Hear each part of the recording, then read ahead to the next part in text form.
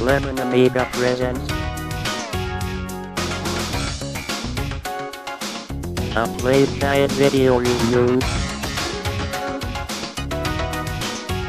Sit back and enjoy the show.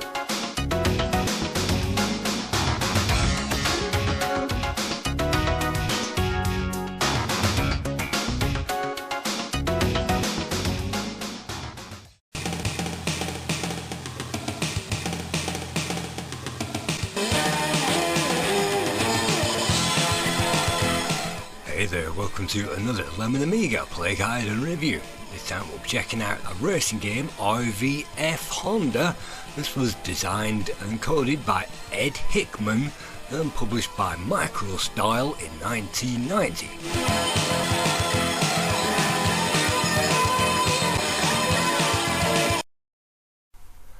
After some introduction music, we'll also get a title page where we can see design and program Ed Hickman, and graphics were by his brother Ralph Hickman, and also extra help with the music Nick Moorbath.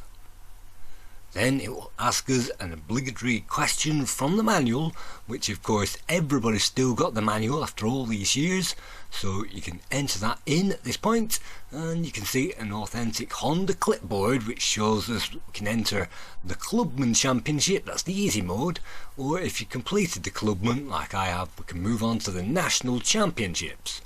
And then it will give us some options. Let's set up the default speedo, so miles per hour, and let's change the laps as well, maximum of 20 and minimum of 5. Surely if you haven't beaten the other opponents by 5 laps then you'll be struggling, and I've no idea why mono audio is on a game like this. So this is as far as I've got with this game. This is a live play of me playing it. You can see I've already run through round 1 of the medium mode, and I managed to get, well, a lowly 6th place, which gives me 2 points. So you can see after round 1 of 8, that's where we are at the moment, and the lap records table. I've beaten all of the lap records on the easy mode.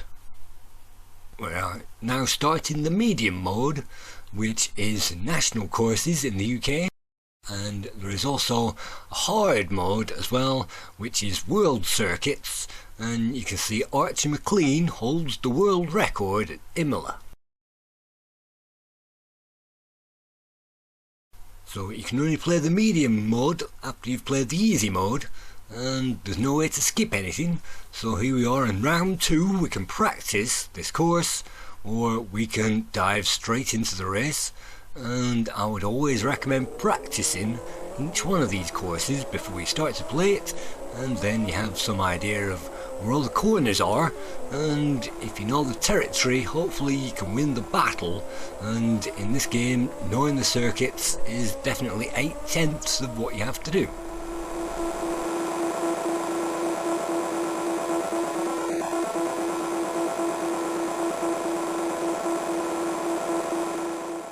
You can see this is a morning run by the clear blue sky that you can see. There are morning, afternoon and evening runs in this game, and I'm not quite sure if it's random or whether it's fixed. But here we are, this is our round completed, and you can see our top time is now the fastest lap, which should give us pole position now. We can stop and press escape, I think it is, to move back to this menu, and now we can enter that race.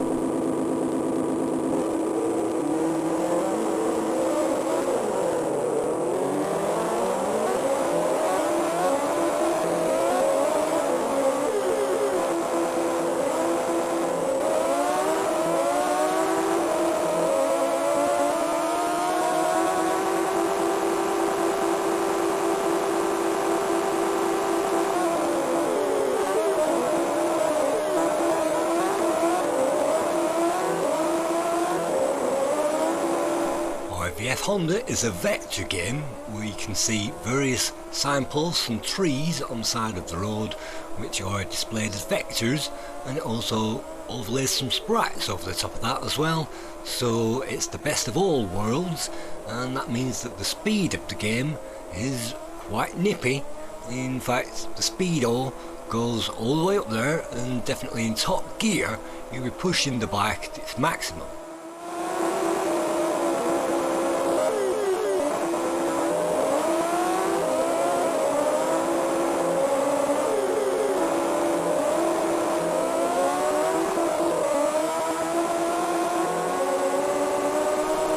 Very first lap, it's not really important to get to the top of the field, although that's a huge help.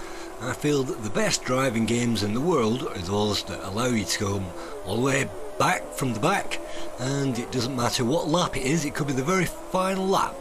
It is possible to make your way all the way from the back to the front, and with this game it is more or less possible. Even if you write the bike off on the first few laps, it is possible to come back and overtake all these other riders. There's no bungee mechanics involved, it's definitely you versus the track, and the other riders are there to get in our way. They're not actually there to knock us off. We won't explode in a huge fireball, this isn't pole position, and if we collide with anything, well, anything on the track that is, virtually nothing will happen to us unless we collide with the back of them, and then we'll slow down a little bit.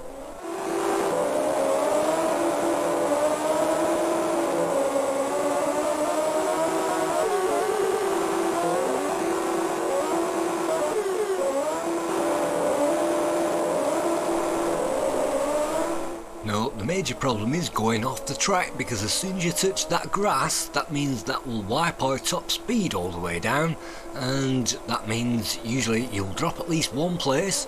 If you crash, then you'll lose at least 2 or 3 places, and if you crash too many times, of course, you'll write the bike off.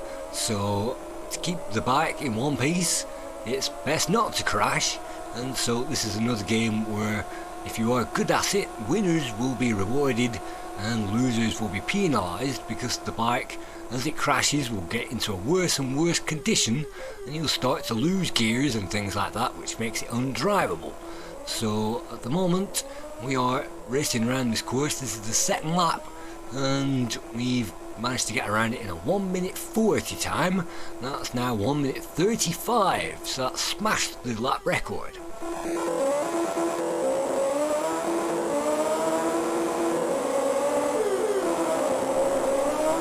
Now in 5th place out of 8 drivers, well, 8 computer opponents plus us, so there's 9 drivers on every one of these races, and there are 8 races per championship, and there are 3 championships in the game.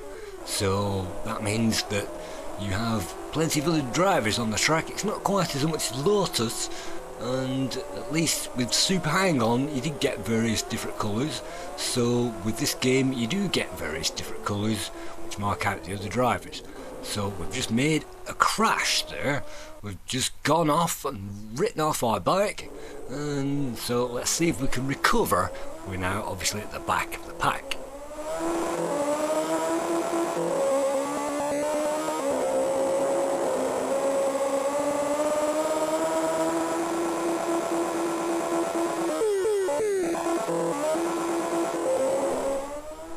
Bottom of that screen you can see a heads up of the bike that we're supposed to be driving, so it's a heads up of the bike in 3rd person, and we get rear shot as well, so it's kind of a 1st person 3rd person game, which is a bit weird. But if you imagine that the bike on the screen wasn't even there, it's almost a 3D racer. And the bottom display shows us our miles per hour, which is virtually useless, and it shows us our rev counter as well, which is virtually useless.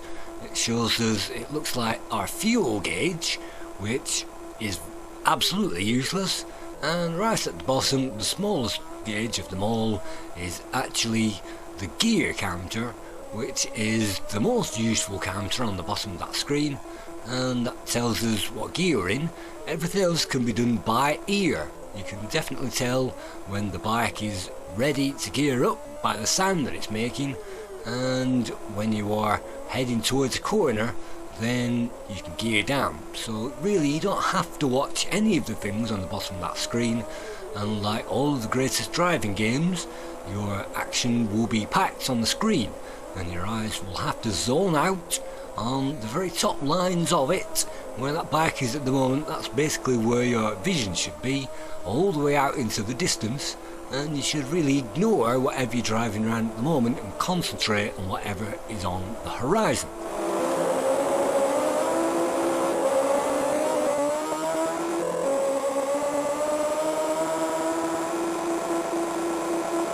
As we are driving around, we'll also find various bits and pieces on the track. Again, just like Lotus, we'll find oil which will make us spin off and lose all those places again. We'll also find rough ground which will slow us down at the best of times and will knock us off at the worst of times. We'll also find water as well, which will really slow us down.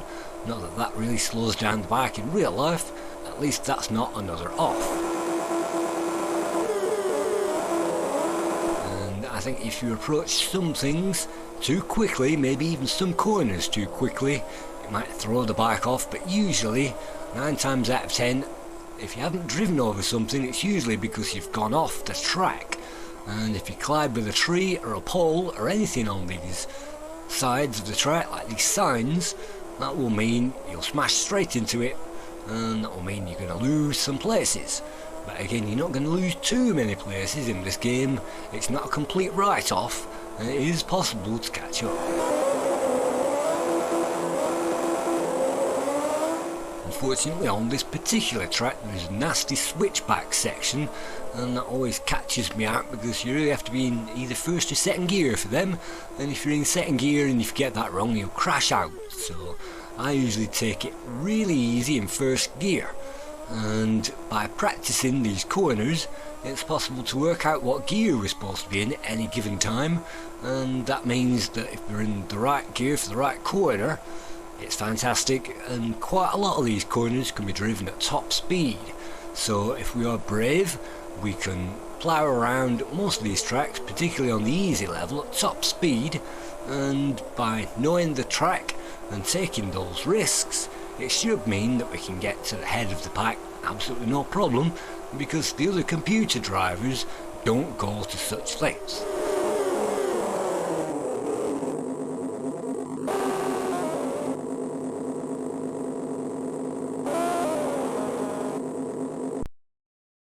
And that's the race over. That's round 2. We appear in 3rd place. We didn't quite make it into 2nd, and we've got 6 points for that.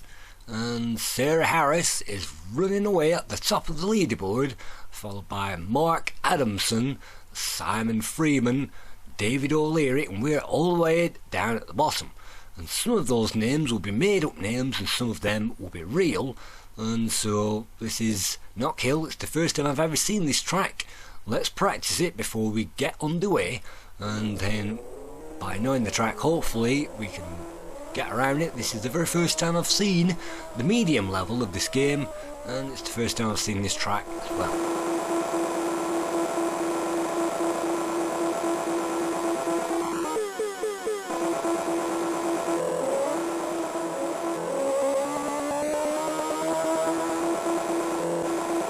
This is supposed to be an afternoon race, so you can see in the afternoon the sky changes colour, so it's a nice blue colour but it fades into purple at the edges, so maybe it's a 3 o'clock race.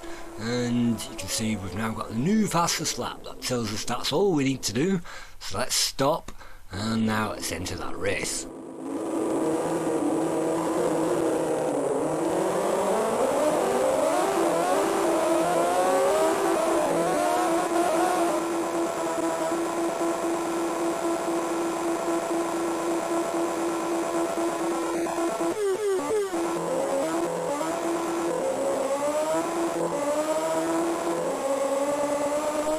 Long time ago, if you remember, we created a top 50 racing games on the Amiga compilation, and in that was the very first time I've seen this game, RVF Honda, and I created that maybe 7-8 years ago, I'm not quite sure, but I simply drove around the first track and recorded the footage when I did that. That was the very first time I've ever played it, and this was recorded in 2020 I think, and this is the second time I've ever played it, and this is the very first time I've actually sat down to try it. The very first time during that top 50 I wrote it off because of 1 or 2 things, and usually the bike weight felt like it weighed half a ton, and the reactive, slow reactions of the driver felt like it was really creaking along, and virtually the corners had to be preempted to get around them, because if you didn't preempt the corners, by the time you're on a corner it's too late and you'll be going off.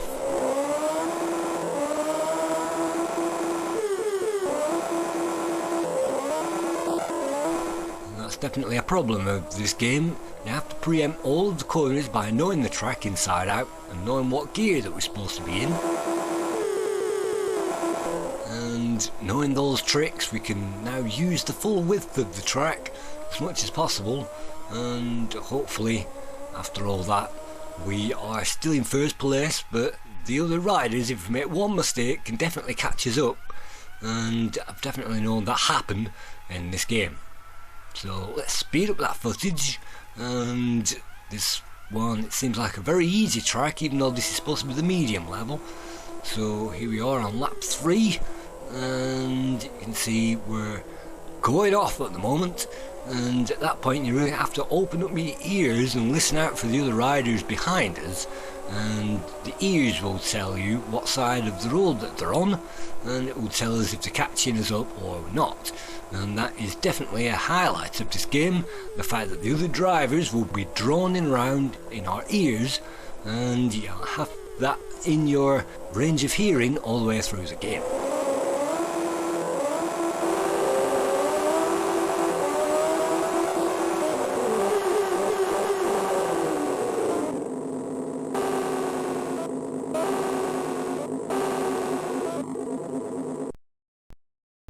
And we managed to get second, and Steve Snowden unfortunately won the race. We got second with 10 points, but that's above Sarah Harris, and so we're slowly catching back up. We're now in third place in the championship. That doesn't make it any easier to get through it, and so let's move on, and it always returns us all the way back to that menu before we do anything else. So Oliver's Mount, I'm not sure if this is a real track, and so it's got a distance around it. It's got a lap record of 1 minute 14 seconds, so let's plough straight into that and practice before we do anything else. And you can see the road narrows on this track, which makes it slightly more difficult, as you would expect at the medium level.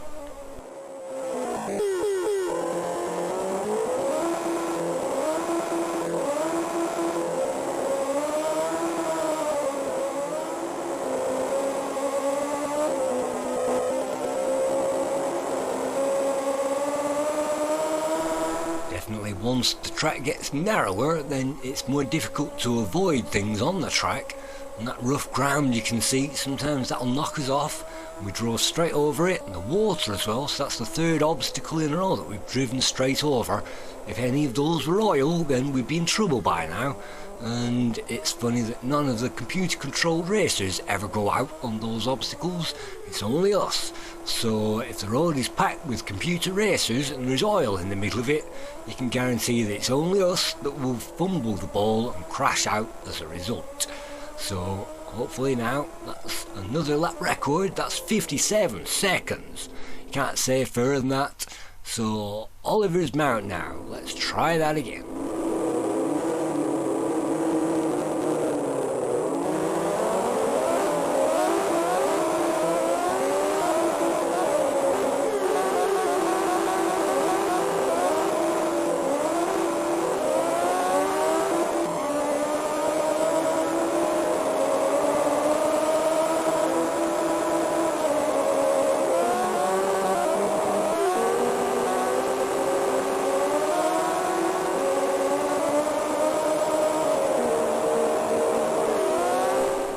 RVF Honda is based on a real motorcycle released by Honda, you wouldn't believe, called the RC30. That is a 750cc motorcycle, so that's the motorcycle that you saw on the title page, and its weight is 408 pounds, so with a rider on there it's over 500 pounds, so that's why it feels like it weighs half a ton, because it does. And 750cc's give us 118 brake horsepower, which delivers a top speed of 155 miles per hour.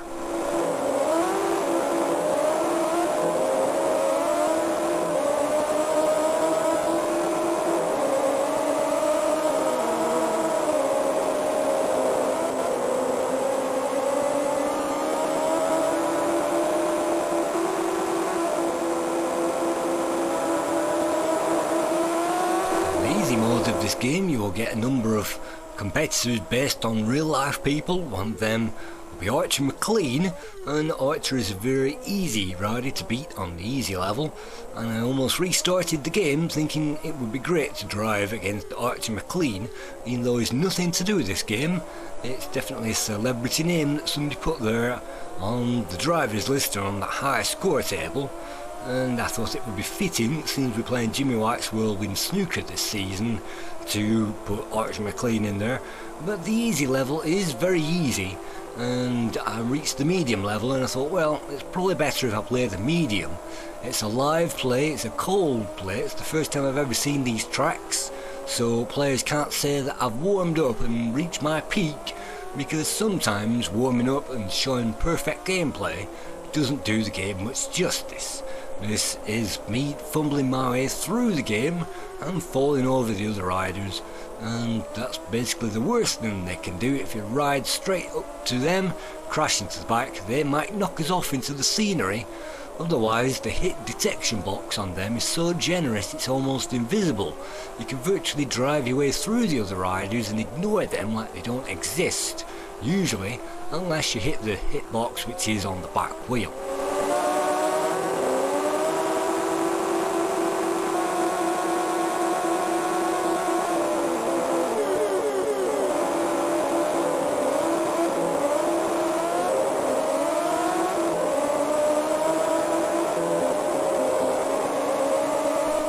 Once you get to this stage of the races, you can't take anything for granted, and it's pretty difficult to get ourselves up into that first position, because there's always a weighted rider who manages to get out in front, and they seem to be able to stay in front unless you keep absolutely clean and perfect all the way around the track.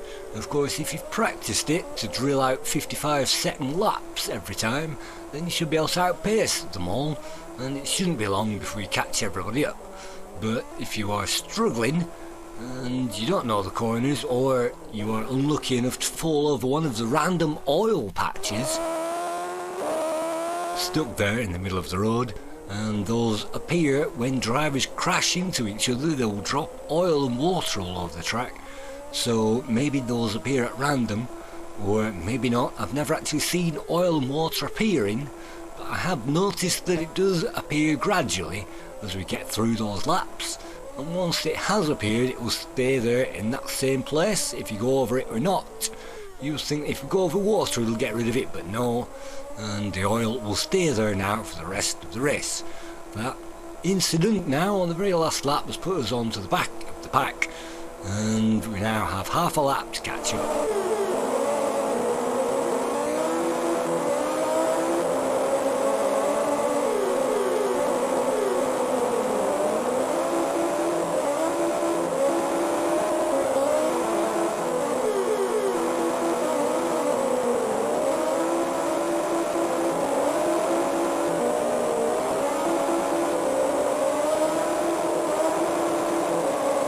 Great to see that the track weaves up and down, and it's also great to see a flag marshal waving the checkered flag at the end of it, and little touches like us getting off the bike and even taking our helmet off.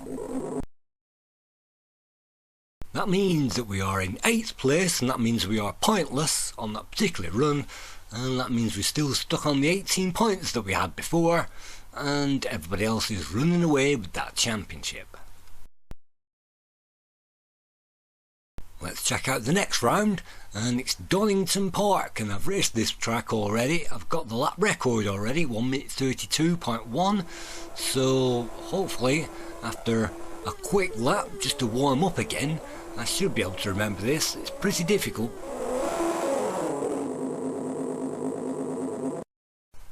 And that switchback section is really difficult on this particular course. So going to have to remember that every time we go around it. And again, I like to stick into first gear and take that really slowly. And it's worth absolutely pushing the bike to the limits so that you know absolutely which gear we're supposed to be in any given corner, because if we are in one gear too high, that means racing against the opponents is going to be impossible.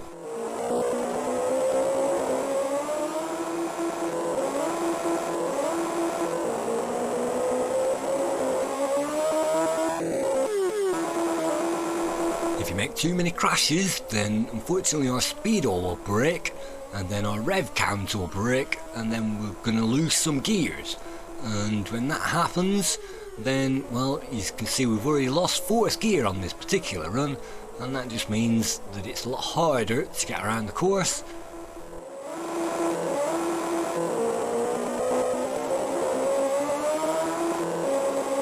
And the fact that we've lost one gear means we must have crashed 3 times on this particular run. That's not too bad because we're only practicing, and if we want to try again we can just press escape and try again, and that will mean we are reset back on the track with 0 laps and full health again. So I won't worry too much about the damage in practice mode, and definitely worry about that in the race. So let's move in now to Donington Park.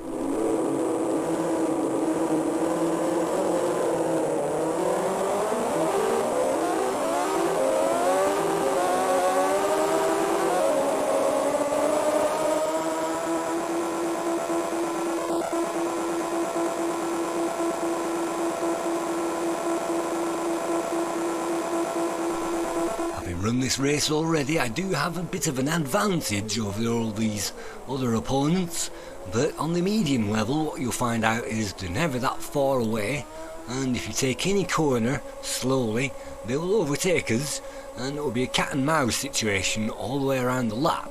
So unless you know all of the best routes and all the shortcuts and hug those corners and preempt every single corner, your bike will be too slow to manoeuvre and you'll go off. So definitely memorising everything is hopefully 80% of the job.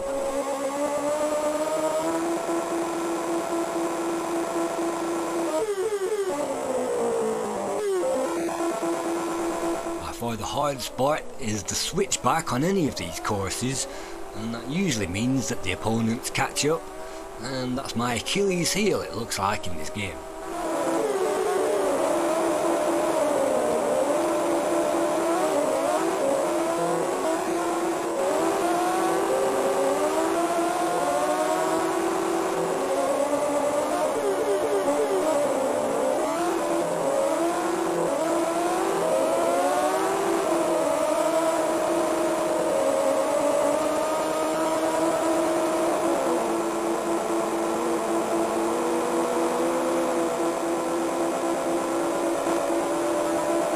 If we manage to finish in the top 7 then we'll get points. If we finish 8th or 9th then we won't get points.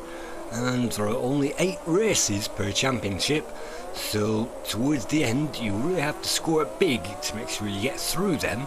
We're not really doing too well at the moment.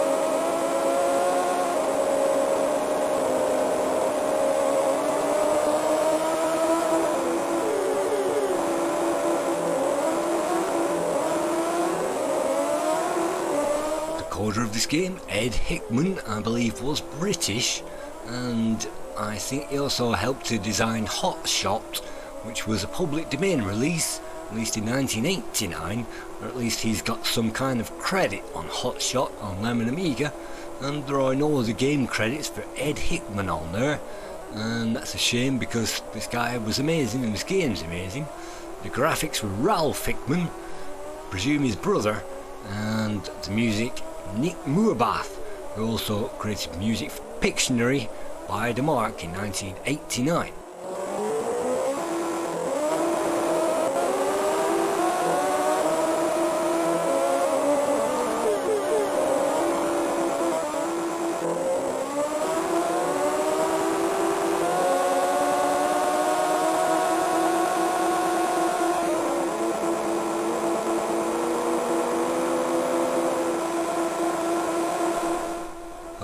guest appearance on the easy level is John Twiddy, who coded Commodore 64 Commando and other games as well. John Twiddy, he appears as another driver on the easy level, so some of these drivers are made up and some of those are real, and it's fun playing against Archie McLean and John Twiddy.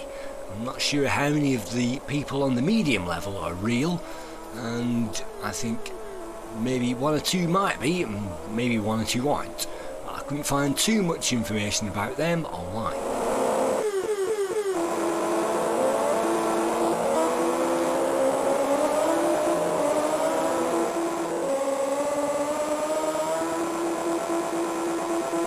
Finally, we're now back in front, position number 1, just before the tight hairpin, just before we need to sacrifice everything, and I obviously try to put my foot down on the exit of every corner, and that means we don't lose too much speed, but we have to slam on then into the back of that guy. That means we go wide, and that means we open ourselves up to losing another place, and so far so good. And you can see we have to maintain the speed and keep the revs up as well on every corner, and obviously we didn't move into third gear on the previous corner, and obviously third gear is optimal because we've just been overtaken. So I tend to go the safe path and the safe route around all these courses and all these corners, and that just means that we don't run the risk of going off, because just like Super Hang-On, if you go off then you've almost ruined your chances, but it's absolutely not too bad because you can always usually catch up in this game. But it's the going off aspect which means it's difficult, and you can see if you don't go off and you don't make any mistakes, hopefully you should be alright.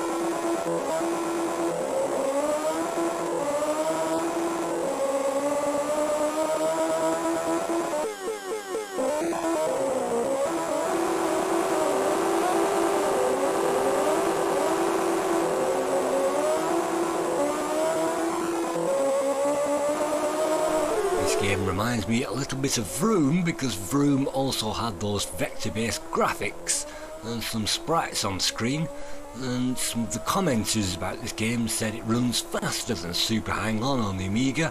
I'm not quite sure about that, maybe they run at pretty similar speeds, and it's definitely not no second prize, which would clean the floor of this game absolutely no problem. And No Second Prize is one of the best, if not the best, driving games on the Amiga, and even though I've got infinite respect for Super Hang-On, I'm afraid it only comes in second to No Second Prize.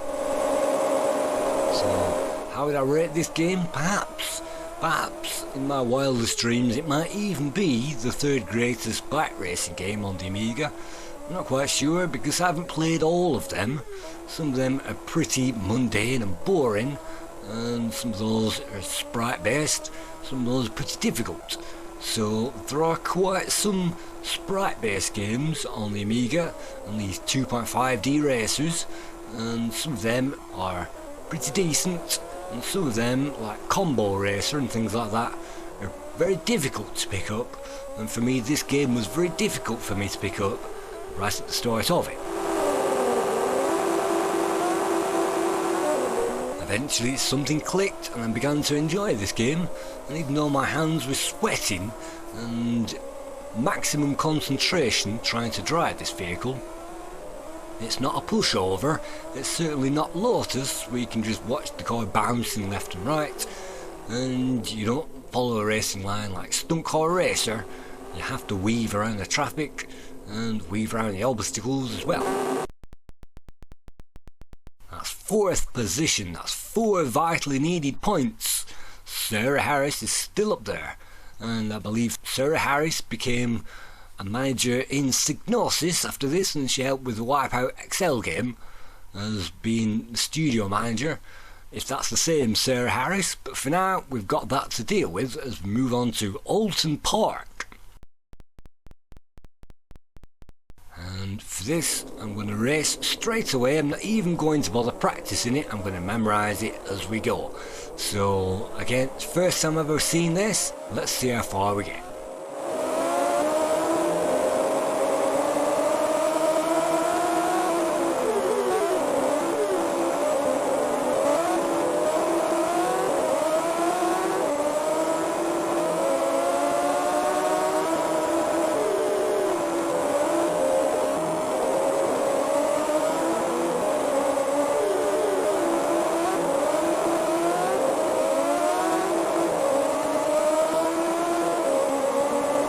MicroStyle were a subsidiary of MicroProse, and their head office in the UK was in Tetbury, and so that's why the local championship has the Tetbury racecourse on it, and several other local UK racecourses.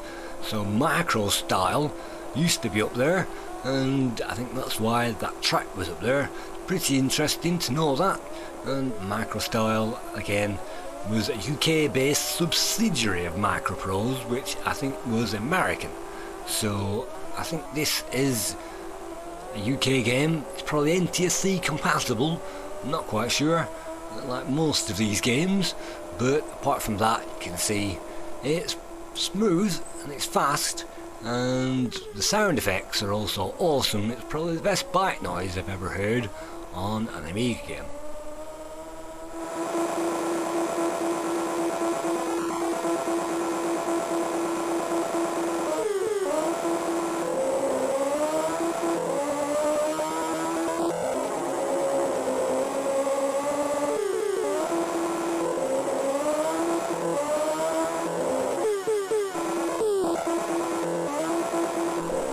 How there is simply no rush in this game. You can take your time. It's not so manic that you have your reflexes tested. It's more like your memory in your mind that's being tested, because you know what's coming up, and some of these corners are very fast. You can simply glide around them. Definitely some games on the Amiga are a little bit too fast for their own good, and some of them we might even get around to reviewing one of these days. But for now, this is kind of a middle of the road racer, and really you need to be in the middle of the road to really enjoy it. And this game came out in 1990, and remember in 1990 we were still coming off the back of the Atari ST ports, which really started to dry up around this point.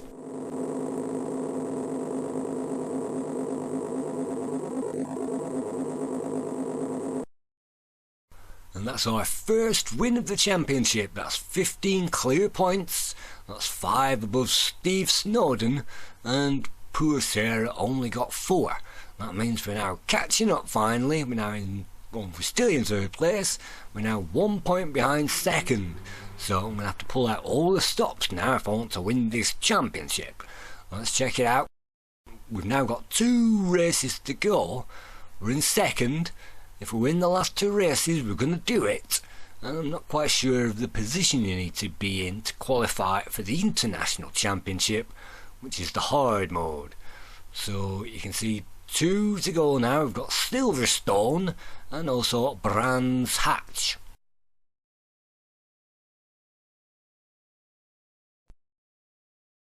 So for the next round, Silverstone, I'm definitely going to practice that and test out the race. We can also test out any, starting from Tetbury of course, we can test out any of the races that we can go around, and we can practice that for any amount of time that we want. Silverstone, you can see, is an evening track. That means the sky has changed again, and I don't know if you noticed that all of the backgrounds change as well per level, I believe. So you can see in Silverstone we've got a nice forest in the background, and we've now got pine trees instead of the oval trees that we got on the other courses, and we've still got oval bushes to deal with. I've just crashed into the middle of one right now. So definitely practice that, and then press escape and practice it again.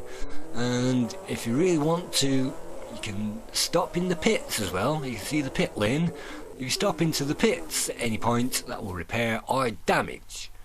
So do we really want to do some practice? No, we'll withdraw from that. Now we'll go on to the next round, and we're going to practice it again. Now you can see it's turned again. It's now a morning race or an evening one, and we can get around Silverstone and practice it again.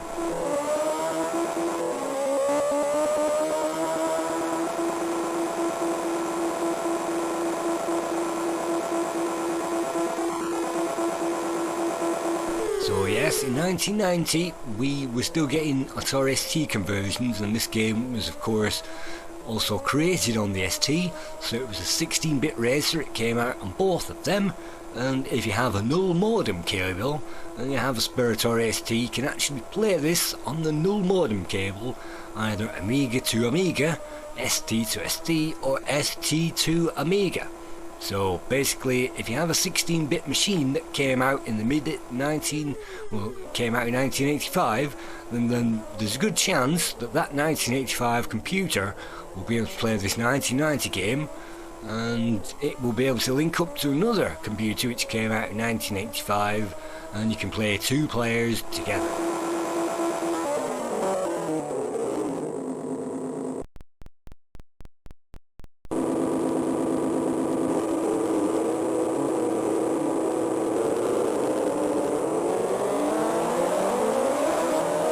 The start of every race is actually critical. If you over rev the machine, you'll do a wheelie and end up at the back. If you under rev the machine, then you will not gain any traction and you will end up at the back. And if you mid rev it, like 6,000 revs or something like that, then you might get enough traction to maintain your position.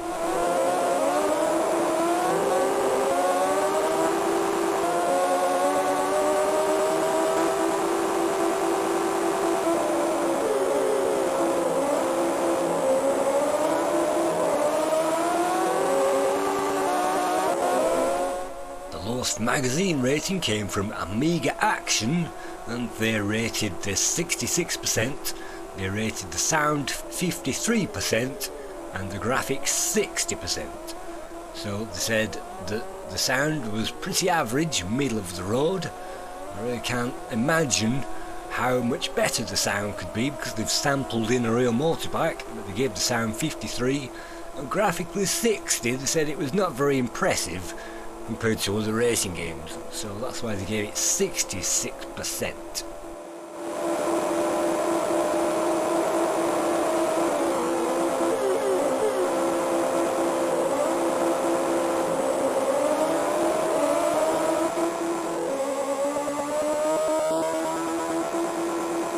Another comment, this time from Tony Dillon of C Amiga. Tony Dillon said this is faster than Super Hang-On, it's got brilliant graphics, brilliant sound effects, and he awarded this game 96%, which is only 4% of being an absolute perfect, immaculate game where absolutely nothing in there could be improved whatsoever. So that's a big difference of opinion, basically rating the same sound effects and the same graphics and comparing this to the same Super Hang-On.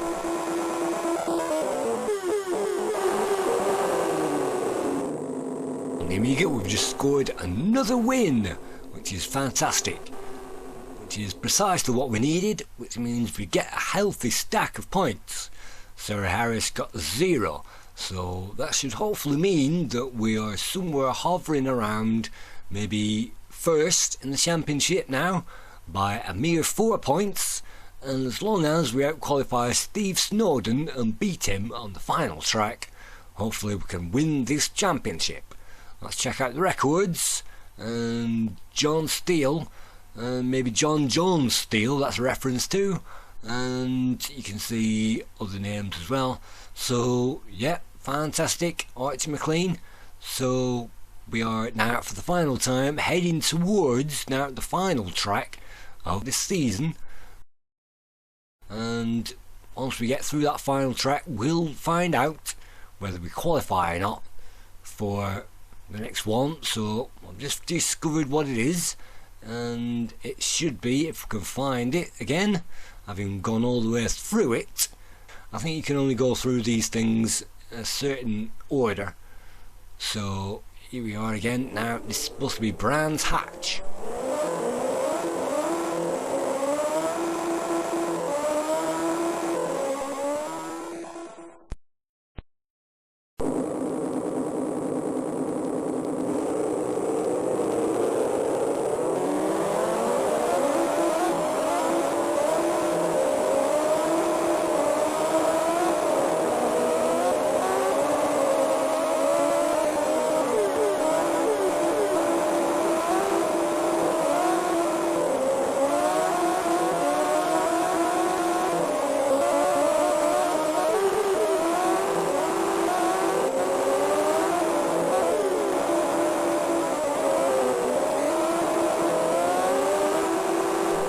Now the brands you can see all the way into the distance. We get another background image, this time still a pine forest but not as many trees in it.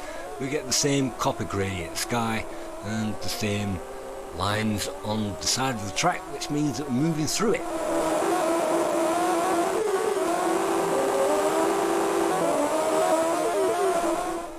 I really must say I appreciate the collision detection with the other riders, to the point where you can just move through them like they don't exist. As long as you don't collide with them immediately to the rear, you can get through it. And I love that about this game. It means that if there are 3 riders in front of us, usually it would be impossible to get through them, like that, 2 riders ganging up on us. But with this game, no, you can just march straight through them and the collision won't be too much of a problem.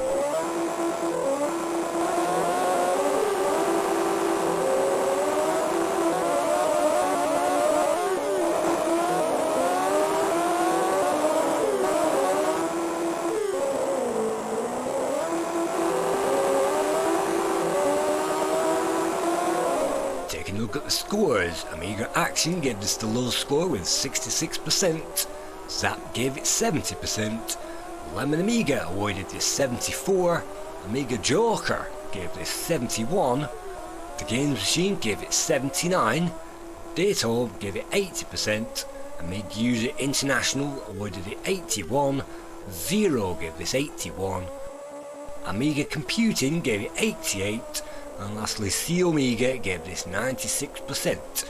That means the average score is around about 8 out of 10.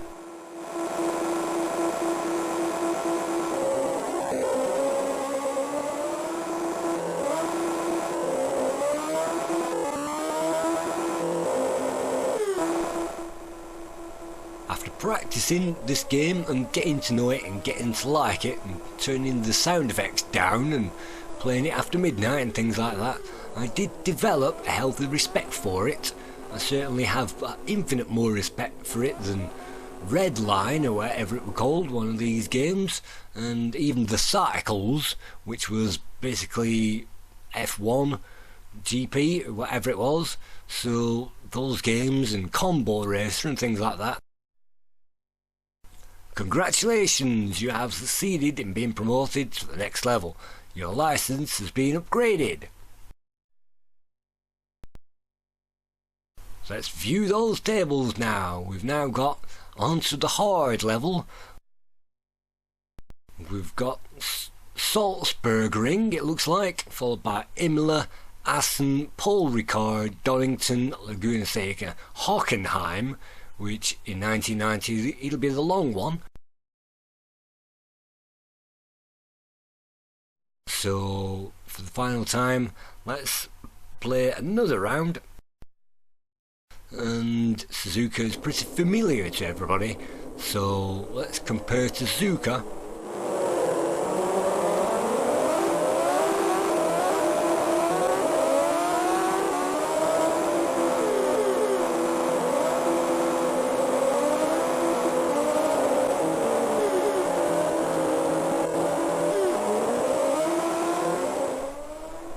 Looks like instead of one Mount Fuji we've got 20 of them on the horizon of Suzuka, but apart from that you can see that the gradient has changed, the colour scheme has changed. We're now on the leaf green instead of a bright green, and we're now racing on the evening as well, so it gives each track a little bit of a difference. Even though you can't compare these to the real tracks at all, it still gives us a little bit of familiarity.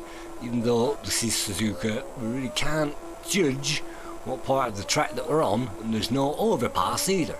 So hopefully if you look at these corners and try to judge where you are, then, well, this is a first gear, so this must be the hairpin halfway around the track. So I do have respect for this game, at least more respect than I had before I tried to play it and tried to understand it and get to like it, because before I completely wrote it off as being way too difficult, and that's very easy to do with some of these driving games, and some of them really do take too much practice.